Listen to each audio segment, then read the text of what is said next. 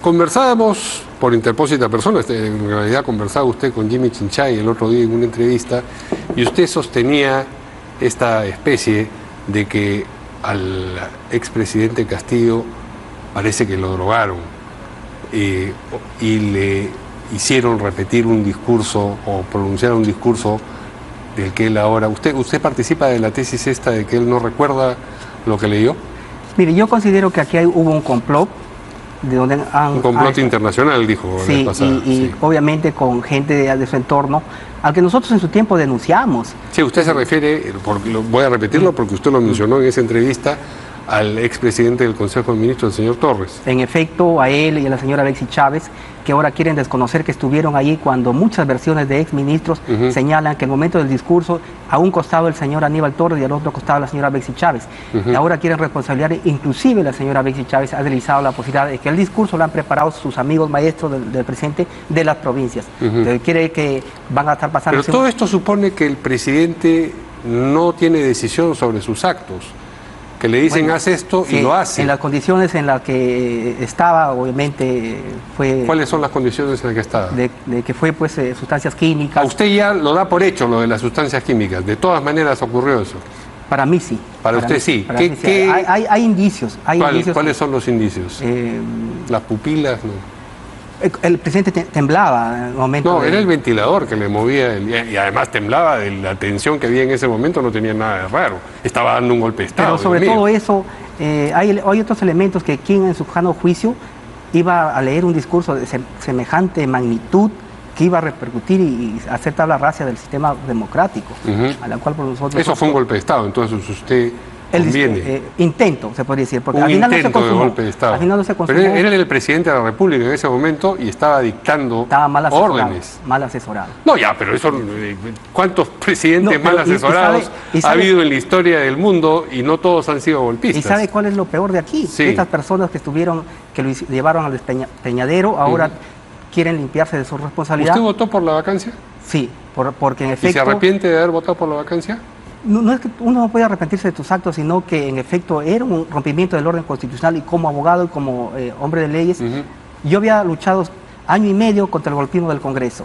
Hubiera sido incoherente si yo hubiera avalado un corte. ¿Volvería a votar por siempre que se quiera romper el orden constitucional, no, por supuesto? En las mismas circunstancias, digo, por como me imagino que en ese momento usted todavía no estaba persuadido de la idea de la sustancia tóxica. Pues obviamente, ¿quién tenía esos elementos, no? Esos elementos aparecieron después. En todo caso, por eso le decía, y lo que me preocupa es que estas personas que le hicieron el complot ahora quieran limpiarse de polvo y paja y cargarle la responsabilidad al presidente que asuma solo, lo cual quiero denunciar al país y al mundo, ¿no? Porque ahora termine usted. Le comentaba que la señora Alexis Chávez desliza la posibilidad que le hicieron los maestros de las provincias ese discurso. ¿Cómo se le ocurre que el presidente va a estar...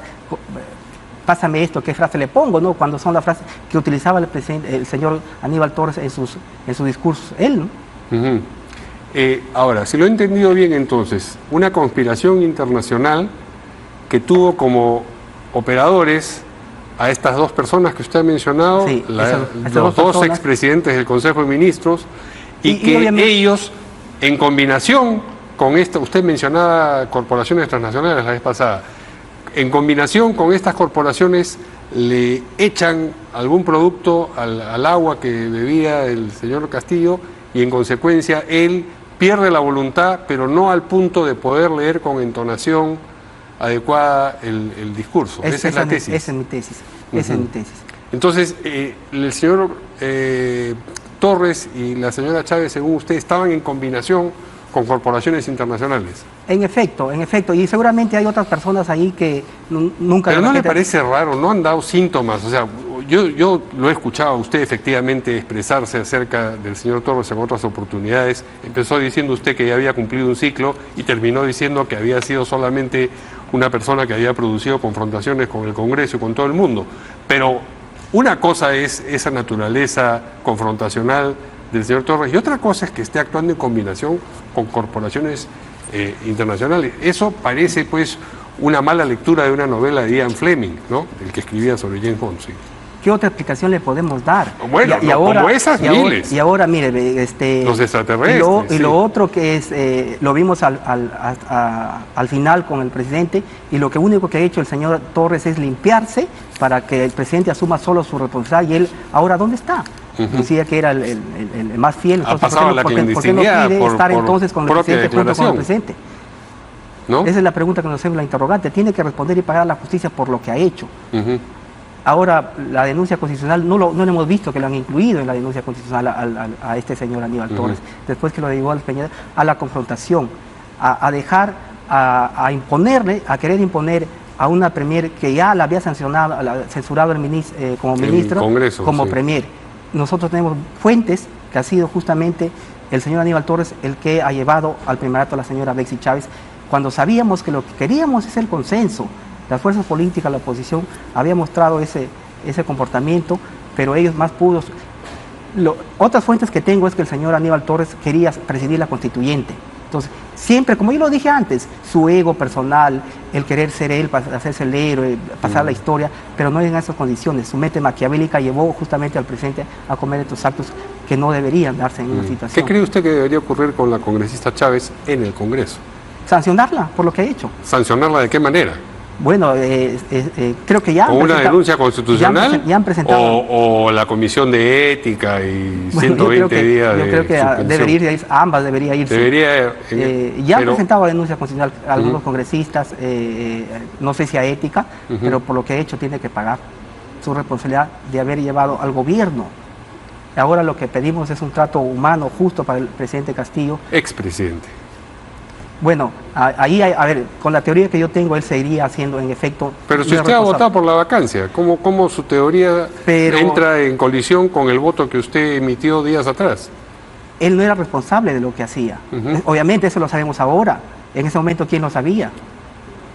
Y entonces, vuelvo a la pregunta que usted dijo que no era el caso, que no se arrepentía de haber votado como votó. ¿Se arrepiente de haber votado como votó? Porque si no se arrepiente, entonces no puede seguir diciendo... Con esos elementos, obviamente, yo más bien me hubiera opuesto profundamente profundamente. ¿Usted cree que sigue siendo presidente? Yo creo que sigue siendo el presidente. Y que estas personas que lo llevaron a cometer ese grande error tienen que pagar a la justicia.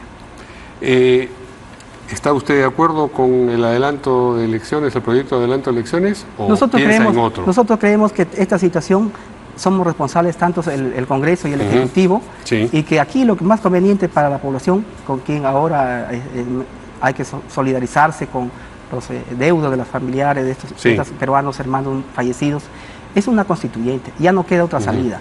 El adelanto de elecciones, ¿bajo qué? ¿Las mismas reglas para que vengan los mismos políticos tradicionales, o hacemos las reformas profundas, que es a través de la constituyente, y esto tiene que ser cuanto antes? Muy bien, yo le agradezco mucho al congresista de Perú Libre, Américo González, la entrevista. Buenas noches. Gracias a usted.